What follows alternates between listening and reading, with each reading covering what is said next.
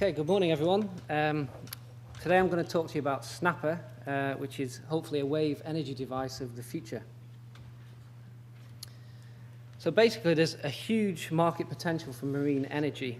The UK could have up to 15% of the global market, which contributes up to 4.3 billion to the UK GDP up to 2050.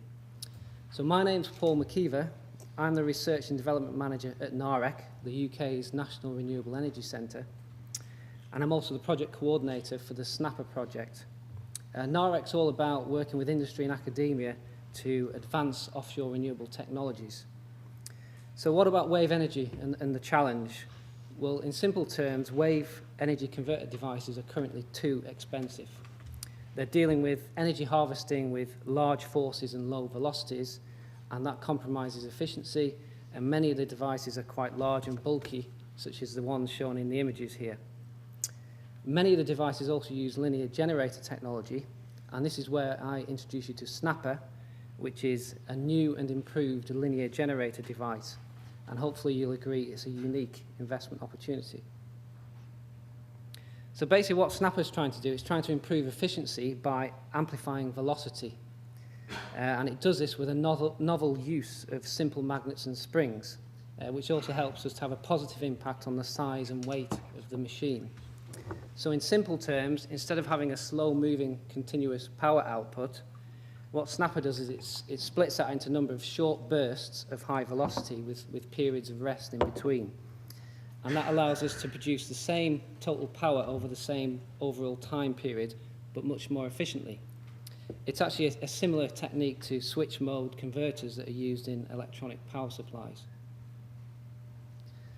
So why are we talking about Snapper? Well, an earlier presentation this morning talked about how we're going to need a new energy mix for the global energy supply. And we know that marine energy has huge potential, particularly in countries such as the UK. And we've already discussed that wave energy devices are too expensive, and many use linear generators. So therefore, Snapper presents a very different solution. It's a more efficient linear generator than a standard one. It's smaller for a given power rating, and it's more cost-effective as a result. It also has other advantages. As well as a device in its own right, it can also be supplied to other devices. And as well as an obvious wave farm application, it has off-grid applications such as met masts, oil and gas platforms, and also CHP engines. So what's the story so far with Snapper? Well, we're currently at technology readiness level 5. So as a result of an FP7 project, we've designed, built and tested a scaled prototype and proved the concept. We've also met many of the objectives. So for example, we've demonstrated the velocity amplification. We've demonstrated improved performance over similar devices. So the table here shows on this particular run, we produced 3 times the amount of mean power as a standard conventional linear generator.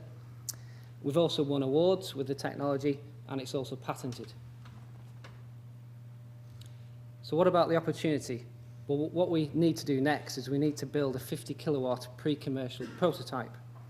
We need private investment for this in the region of £500,000 to £750,000, and we're planning to match that with public funding so that we have an overall budget of about 1.5 million.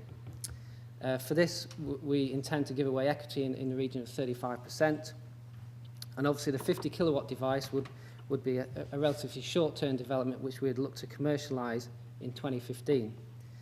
The bigger prize, as we see it, is the longer-term development where we further develop Snapper into a wave farm application, and we'd look to commercialise in around 2018 for this actual application. The table on the slide here shows a typical Snapper wave farm scenario. It's based on a 14 megawatt wave farm with 25 devices, and over a 20-year period, we're estimating an income of just under 87 million, a profit before tax of just under 21 million, which is about £1 million per year. So it's quite an opportunity. So if you want to know more about Snapper, there's a couple of websites there. There's the Snapper website and also the NAREC website. And obviously there's opportunities to speak to me throughout the day, and also my colleague James Battensby, who's with me today. So thank you very much for listening.